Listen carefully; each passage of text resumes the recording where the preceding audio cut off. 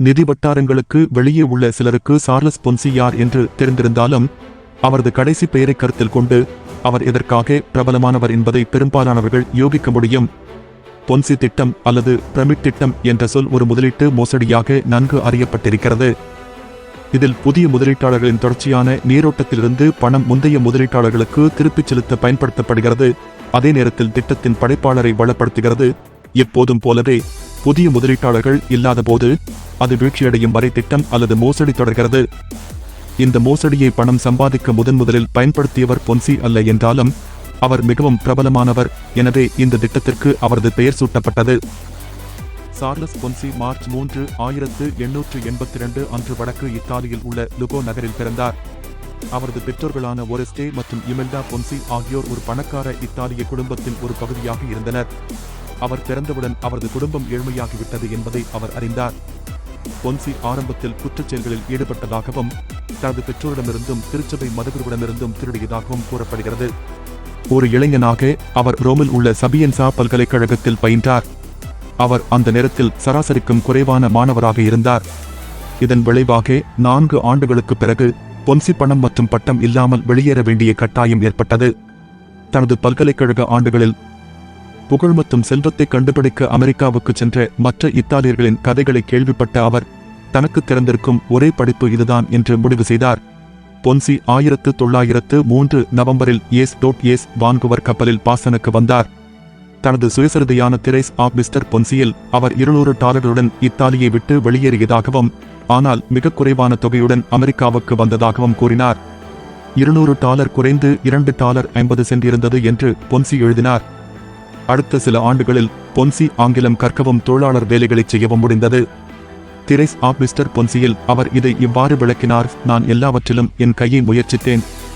மளிகை குமாஸ்தா முதல் சாலை திறம்பர் வரை, தையல் இயந்திரம் பழுது பார்க்கும் நபர் முதல் காப்பீட்டு விற்பனையாளர் வரை, தொழிற்சாலை தொழிலாளர்கள் முதல் சமையலறை மற்றும் சாப்பாட்டு அறை உதவி வரை. சில வேலைகளில் நான் அதிக நேரம் நீடிக்கவில்லை, மற்றவற்றில் நான் நீண்ட காலம் நீடித்தேன். அடிக்கடி நான் பணிநீக்கம் செய்யப்படுவேன்.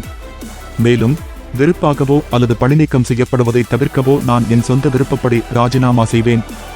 பிட்ஸ்பர்க், நியூயார்க், நியூ ஏவன், கான் மற்றும் பிராவிடன்ஸ் உள்ளிட்ட பல நகரங்களுக்கு சென்ற பிறகு அவர் கண்டாவின் மாண்ட்ரீலில் வங்கி குமாசா பணியாற்றினார். வங்கி செயலிழந்த போது அவர் அந்த வேலையை இழந்தார். அவர் குற்றச் செயல்களில் ஈடுபடத் தொடங்கினார். இதன் விளைவாக மோசடி செய்ததற்காக கியூபெக்கில் 3 ஆண்டு சிறை தண்டனை விதிக்கப்பட்டது. விடுவிக்கப்பட்ட பிறகு அவர் இத்தாலிய குடியேறியவர்களை அமெரிக்காவிற்குள் கடத்த உதவத் தொடங்கினார். இதைத் தொடர்ந்து அட்லாண்டாவில் அந்த முயற்சியில் சிக்கிய பின்னர் மேலும் 2 ஆண்டுகள் சிறையில் அடைக்கப்பட்டார். இப்போது 35 வயதான பொன்சி ஒரு தெருக்கார் மேடையில் ஒரு இளம் பெண்ணை கவனித்தார். அவரது பெயர் ரோஸ் நிக்கோ. பிப்ரவரி 1918 அவர்கள் திருமணம் செய்து கொண்டனர். அடுத்த சில மாதங்களுக்கு பொன்சி தனது மாமாவின் மளிகை கடை, இறக்குமதி ஏற்றுமதி நிறுவனம் மற்றும் அவரது மனைவியின் குடும்பத்தின் பழ நிறுவனம் உள்ளிட்ட பல வேலைகளில் பணியாற்றினார். அது விரைவில் தோல்வியடைந்தது. கடினமான காலங்களில் மற்றும் 12 அறைகள் கொண்ட மாளிகை, ஊழியர்கள் மற்றும் தனிப்பயனாக்கப்பட்ட லிமோசின் உள்ளிட்ட பணக்காரர்களுக்கான மயக்கும் பயணத்தின் போது ரோஸ் சார்லஸுடன் இருந்தார். திட்டம் தோல்வியடைந்த போதும், அஞ்சல் மோசடிக்காக அவர் சிறைக்கு சென்ற போதும், அதற்கு அப்பாலும் அவர் நாடு கடத்தப்பட்ட பின்னர் 2 ஆண்டுகள் அவருடன் தங்கியிருந்தார். அவர்கள் இறுதியாக 1930களின் நடுப்பகுதியில் விவாகரத்து செய்தனர்.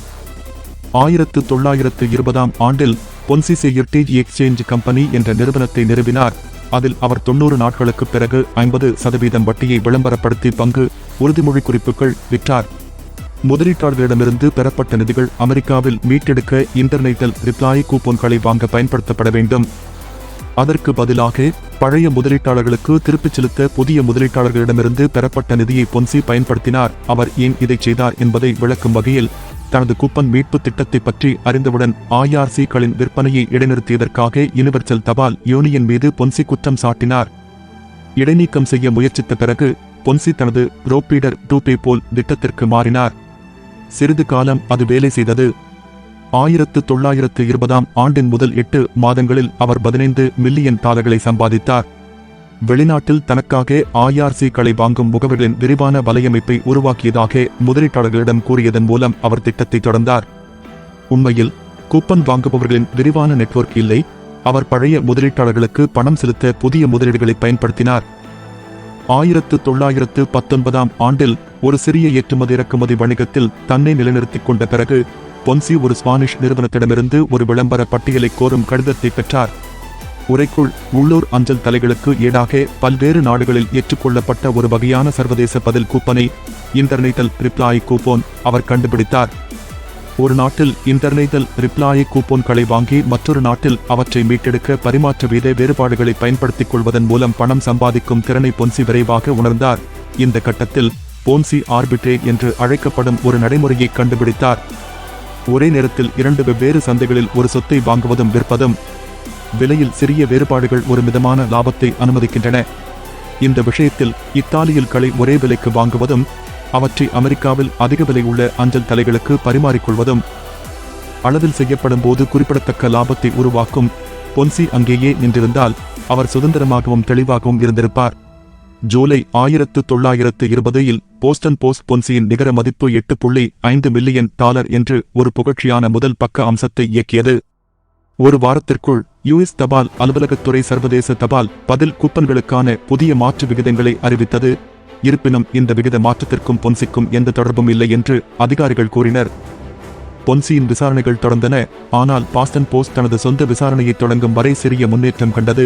இதனால் பொன்சி புதிய முதலீடுகளை ஏற்க மறுத்தார். இது தற்போதைய முதலீட்டாளர்களிடையே பீதியை ஏற்படுத்தியது. மேலும் பொன்சி $1 மில்லியன் அதிகமாக செலுத்தியதாக கூறப்படுகிறது. இறுதியில் அவர் அஞ்சல் மோசடி தொடர்பான கூட்டாட்சி குற்றச்சாட்டில் குற்றவாளி என நிரூபிக்கப்பட்டு 3.5 ஆண்டுகள் சிறை தண்டனை அனுபவித்தார். அவருக்கு பரோல் கிடைத்தது. மீண்டும் அவர் அரசு குற்றச்சாட்டுகளில் குற்றவாளி என தீர்ப்பளிக்கப்பட்டார். அவரது ஜாமீன் நிராகரிக்கப்பட்டு அவர் கைது செய்யப்பட்டு மீண்டும் சிறைக்கு சென்று 1934இல் விடுவிக்கப்பட்டார். அந்த நேரத்தில் அவர் இத்தாலிக்கு நாடு கடத்தப்பட்டார். ஒருபோதும் அமெரிக்கா குடிமகன் ஆகவில்லை. இத்தாலி மற்றும் பிரேசிலில் அவரது வரலாறு நன்கு ஆவணப்படுத்தப்படவில்லை. இருப்பினும் அவர் ஜனவரி 18, 1949 அன்று ரியோ டி ஜெனிரோவில் உள்ள ஒரு தொண்டு மருத்துவமனையில் இறந்தார் என்று அறியப்படுகிறது. அவரது அடக்கம் செய்ய வெறும் $75 மட்டுமே இருந்தது. சார்லஸ் பொன்சி இந்த திட்டத்தின் மிகவும் சுறுசுறுப்பான ஆரம்ப பயிற்சியாளராக இருந்தார். அங்கு மோசடி செய்பவர் நம்பத்தகுந்த முதலீட்டை உருவாக்கி முதலீட்டாளர்களை சேகரித்து பின்னர் புதிய முதலீட்டாளர்களிடமிருந்து பணத்தை பழைய முதலீட்டாளர்களுக்கு திருப்பிச் செலுத்த பயன்படுத்துகிறார். அதே நேரத்தில் ஒரு நேர்த்தியான லாபத்தை ஈட்டுகிறார். இதை பற்றி யோசித்த முதல் நபர் அவர் அல்ல. ஆனால் இந்த நடைமுறைக்கு தனது பெயரை கொடுத்தவர் அவர்தான். $15 மில்லியன் இன்று $350 மில்லியன் மதிப்புடையது.